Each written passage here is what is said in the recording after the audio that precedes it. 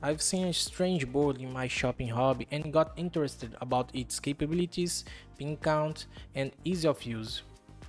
It comes in two flavors: W801 with Wi-Fi and Bluetooth, and W806 with none of these.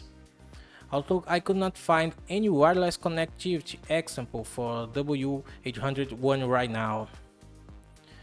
They're based on a RISC-V single-core SoC running at 240 MHz, resulting in a staggering 30 times the Arduino Uno or Arduino Nano performance in Drystone benchmark.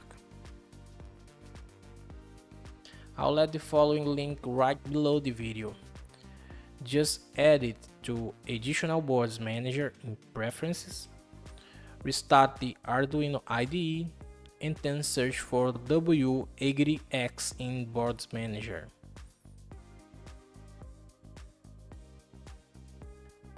There you have it, a new Arduino mostly compatible MCU board.